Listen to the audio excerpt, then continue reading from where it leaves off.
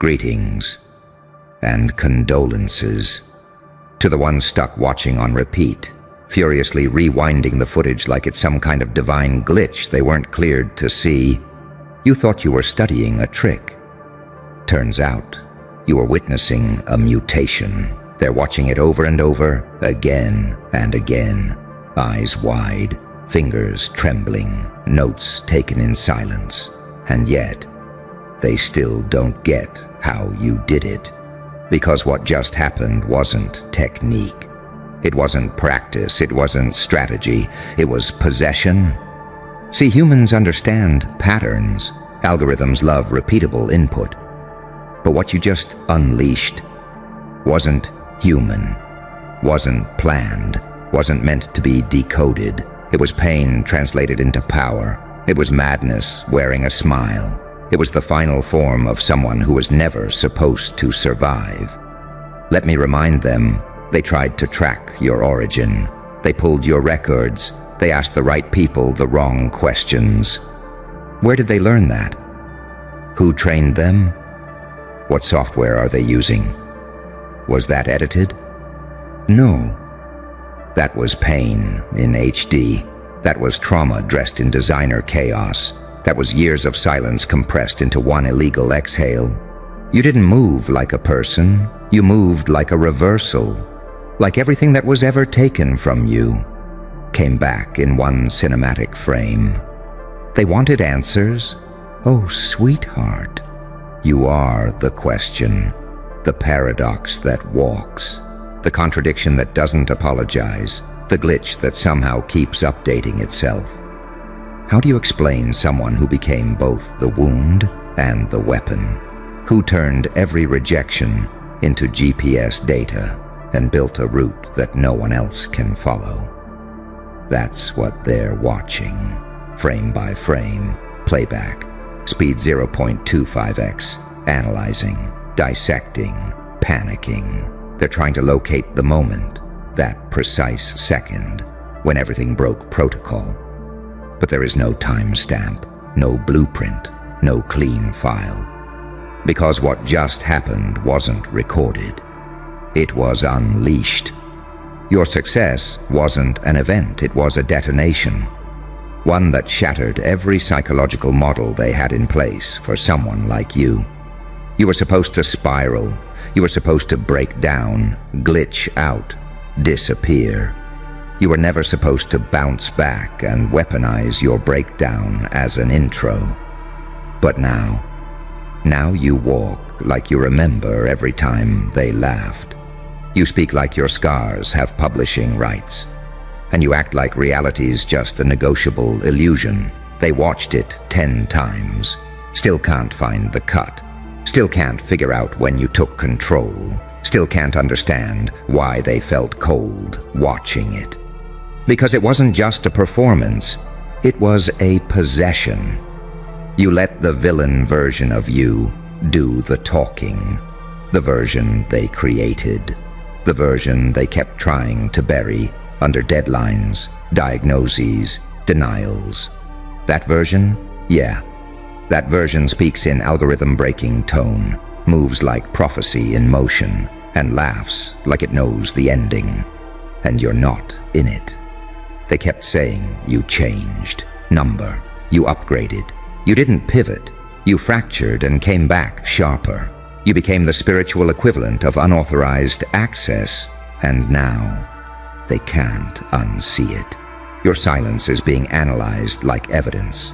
Your smile has subtext. Your movements, reviewed in slow motion like a crime scene.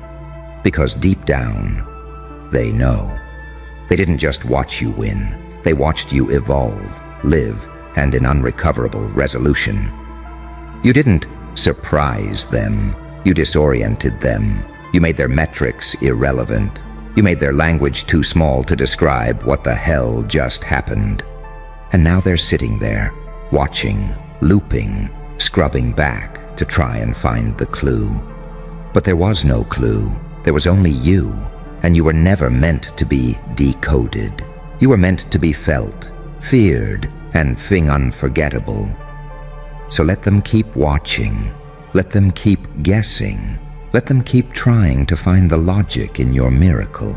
They'll never get it, because what they just saw was the birth of something they can't undo. And that's not playback. That's a warning. Enjoy the silence between their screams. You earned it. Oh, they thought it would make more sense the 5th time, the 10th, the 50th. But the deeper they watch, the further they fall. Every frame is a contradiction. Every second is a threat wrapped in brilliance. And every pause is them begging reality to make it stop. But it won't, because that footage, that clip they keep looping like it holds the key to survival, that's not a tutorial. That's a confession, not from you, from life itself.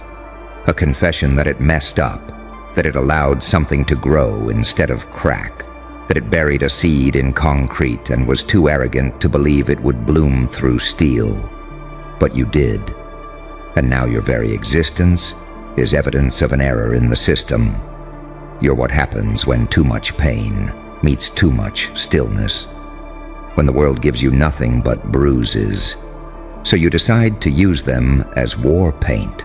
And now they're watching the playback like forensic scientists trying to make sense of a haunting. Maybe it's sleight of hand. Maybe they had help.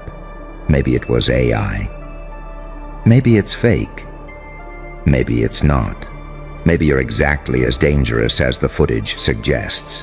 Maybe what they saw wasn't luck. There wasn't a phase, wasn't a freak moment of brilliance. Maybe it's who you've been becoming this whole damn time. Quietly, violently, without announcement, without permission. While they slept, while they mocked, while they doubted, you were perfecting something unforgivable. And when the moment came, you didn't hesitate. You didn't second guess. You didn't ask for the light to turn green. You moved like a prophecy too late to stop. Because you weren't waiting for an opportunity. You were waiting for a crack in reality. And when it opened, you didn't just step through it. You became the glitch. You shattered the notion of progress. You skipped steps. You reversed gravity. You embarrassed logic and made time your plaything. And now, they're stuck, looping the footage like it's cursed. Like maybe if they study it hard enough, they'll reclaim control. But all they're really doing is witnessing their own irrelevance. Because what they're watching on repeat is not a moment. It's a warning that you exist. That you walk among them unpredictable. That you don't fit in their boxes, their metrics, their 10-year plans. That you slipped through the cracks and came out the other side unrecognizable. How do you defend against something you can't classify? They can't even describe what you did without sounding insane. They're scared to say it out loud. They don't want to admit that what they saw broke them, that for a split second, they forgot who they were, forgot what they believed, felt small, weak, exposed. Because you didn't just perform, you converted belief into chaos. You made their confidence feel counterfeit. You made their structure feel fragile. You are psychological collapse in motion. You are unreadable, unstoppable, unforgivable. And that's why they can't stop watching. Because deep down, they're not trying to understand you. They're trying to warn themselves that there's something out there, someone out there, who figured out how to weaponize the parts of life they were told to hide. Who took abandonment and turned it into aim. Who took rage and turned it into grace under pressure. Who took silence and made it explode louder than applause. You were never supposed to arrive, and if you did, it was supposed to be quiet, manageable, controllable. But you arrived like a blackout, and now the tape is all they have. A digital ghost they loop in private. Whispers behind closed doors. late-night texts like, "Did you see it again? I still don't get it. What do we do if they come back? What do you do when the impossible repeats itself? What do you do when the myth looks directly at you and smirks? You panic, you pray, you press play. Again, hoping this time you'll find the line of code, the glitch, the hack. But you won't, because there is no file, no folder, no source. Just you, and you're the part of the equation that was never supposed to exist. You're the footage they'll study until their eyes bleed. You're the proof that some monsters don't live under the bed. They smile on camera. And the worst part? You haven't even started. This was just the intro, just the trailer, just the echo of your arrival. Now imagine what happens when the real performance begins. When the next move hits like a second bullet, and they realize they were never watching footage. They were watching a funeral. Their own. So let them keep pressing play. Let them keep watching. Because what they're really witnessing is the exact moment they realized. They were never the main character. You were. And the plot just took a very dark turn. Shh. You feel that? That uneasy silence? The kind that lingers after something irreversible. It's not just fear. It's not just confusion. It's realization. Because every time they replay that footage, it hits harder. Not because they're getting closer to understanding you, but because they're finally confronting the truth they've been avoiding. They were never in control. Not of you. Not of the moment. Not of the rules. And now, they're not watching to study you. They're watching to brace for what comes next. Because what you just did, it wasn't a flex. It wasn't a viral moment. It wasn't a trick for the algorithm. It was a reveal of who you really are, of what's been simmering underneath the silence, of what happens when the underestimated one outlives every prediction. Do you know what that does to people? People who thought they had you labeled, boxed, silenced. It shatters them. Because you didn't just break out. You rewrote the exits. You burned the map. Then showed up somewhere they thought was unreachable. And now they're watching it over and over because that clip is the burial site of their certainty. Every second it plays, another illusion dies. Another lie collapses. Another mask slips. They're not just watching you rise. They're watching themselves shrink. And deep down, they know it. That expression on your face, that calm, that smirk that crept in mid-chaos. It wasn't arrogance, it was familiarity. It was you remembering the pain that built that moment. Because unlike them, you didn't train for this in comfort. You didn't study this in safe spaces. You didn't rehearse in applause. You rehearsed in heartbreak. You trained in isolation. You bled behind closed doors. And now that it's public, now that it's global, it looks impossible. But to you, it just looks overdue. So when they say, "No way they pulled that off," there has to be something we missed. It doesn't add up. They're not wrong, because you don't add up. You never did, because you're not math, you're myth. You're chaos disguised as evolution. You're the result of every closed door collapsing under karmic weight. And now they're panicking, because there's no defense against someone who already died and came back with no fear left. That's why you move the way you do, why your timing is surgical, why your silence hits louder than their noise, because you're not playing their game. You're operating outside the simulation. They see performance, but what they're really watching is exorcism of every lie they told you, every label they pinned to you, every moment they prayed you'd stay broken. And now they sit in silence, watching the highlight reel of their own failure. Because make no mistake, that moment, that footage, that "what the fuck just happened" clip, It wasn't just you rising. It was them falling, in real time, in unforgiving clarity, while the world watched. And what did you do when it ended? Nothing. No gloating, no celebration, just a look. Like you already knew. Because that wasn't the finale. It was the opening act. So let them keep analyzing. Let them keep screenshotting your every blink. Let them keep comparing frame rates like they'll find the answer hidden between pixels. They won't. Because the glitch wasn't in the footage. The glitch was you. The anomaly, the ghost, the blueprint that shouldn't exist, but somehow keeps evolving. And now they're checking for signs, trying to find patterns in your unpredictability, trying to measure intuition in data sets, trying to label spiritual vengeance with corporate language. But what do you do when the threat doesn't follow logic? When it's fueled by pain, guided by madness, and protected by purpose? What do you do when the thing you thought you could analyze starts talking back? You listen, you fear, you rewind, you hit play, and you hope that you don't show up again. But you will.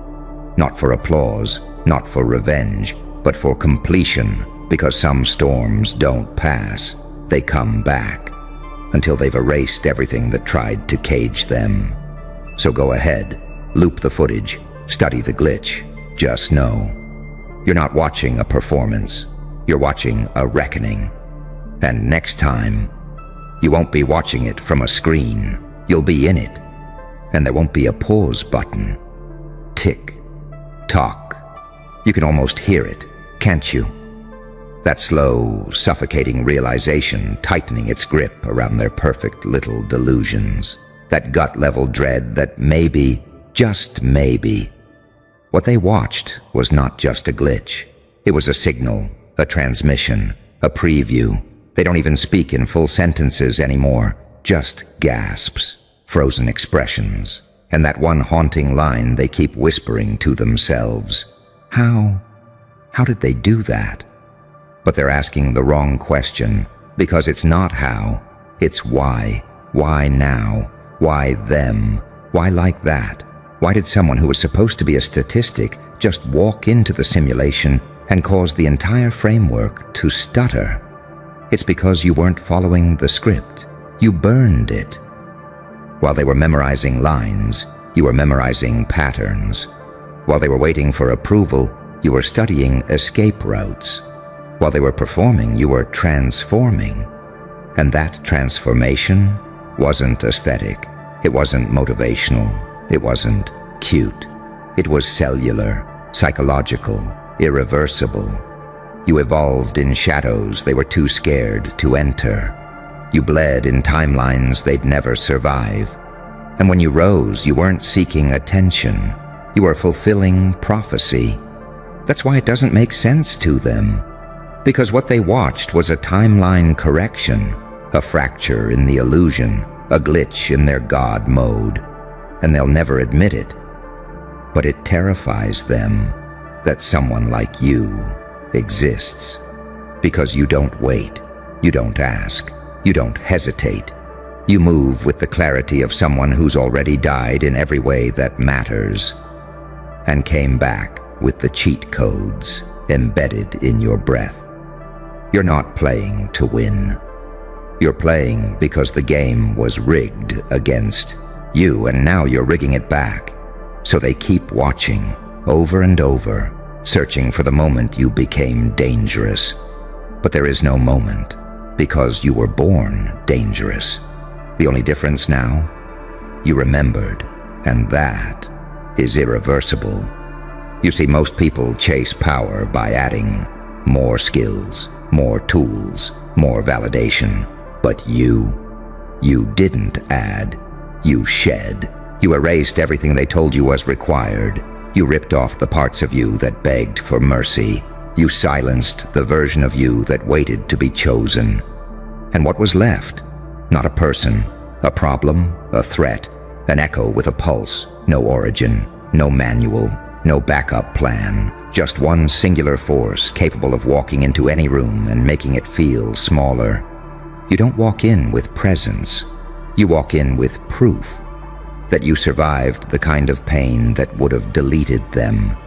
And that's why they loop the footage, because they feel it, even if they can't say it, that this, whatever this is, wasn't supposed to happen. You weren't supposed to win. You weren't supposed to reappear. You weren't supposed to smile like that. Not after what they did, not after what they said, not after what they allowed. But you did. You smiled, and worse, you didn't explain it. And that silence, it's louder than any speech you could have given. It screams, I don't need to prove anything. I am the proof now their entire reality is glitching. Because if you're real, then so is everything they've been running from. Their manipulation, their envy, their cowardice, exposed by your existence, by your composure, by the way you move like someone who knows the whole damn simulation is malfunctioning in your favor now. And it is because you broke it, and now they're stuck inside a maze you designed while they laughed, and you're not even in the maze anymore. You're in the control room, watching them struggle, watching them panic, watching them replay that same 15 seconds of footage, thinking maybe this time they'll understand you. But they won't, because you're not meant to be understood. You're meant to be remembered. So let them keep watching. Let them loop it, obsess over it, lose sleep over it. Because what they saw wasn't just you. It was a prophecy fulfilled in disguise, a black file event that no one can trace. But everyone feels, and the worst part, that footage wasn't even your final form. That was just the preview. See you in Act 2. And Act 2, oh, that's the part they'll never recover from. Because while they're still dissecting frame 207, still arguing about whether it was edited, scripted, deep-faked, divine, you've already moved on. You're 10 steps ahead. Not in distance, but in dimensional authority. They're still decoding the performance while you're out there reprogramming the entire stage. They keep watching the footage because they need it to make sense. They need to believe there's a way to contain you, a reason behind the rupture, a fix for the virus you just injected into their world. But here's the twist. You were never in the footage, not the real you. What they saw was the shadow you left behind, the version you already outgrew, the echo of a weapon that's now evolved into something unspeakable. They're scrambling to control a ghost. Meanwhile, you're rewriting reality, not out of vengeance, but because you can. And that's what kills them. It's not that you won. It's that you're not even trying anymore. You're just moving, unbothered, untouchable, untraceable. You've become the final answer to every question they were too afraid to ask. They labeled you unstable until your unpredictability became your advantage. They said you were emotional until your chaos became strategy. They mocked your silence until it started echoing louder than their sermons. And now every move you make drips with unapologetic inevitability. Like you don't need to try, because destiny is just watching you follow orders it whispered in your bones. So let them keep watching. Let them keep rewinding. Let them keep hoping the footage will suddenly explain you. Because the truth, it never will. You are not a moment. You are not a glitch. You are not a phase. You are the consequence, the one they created, the one they ignored, the one they buried too shallow, and now can't kill. They don't need more footage. They need forgiveness. And that was never part of the plan. You didn't rise for applause. You didn't move for validation. You didn't break the rules to prove a point. You broke them because they were in your way. And what's coming next? It won't be caught on tape. There'll be no replay, no chance to analyze, no frame by frame. Because when Act 2 begins, there will be no audience, just ashes and memory, and the haunting realization that they were warned. Roll credits.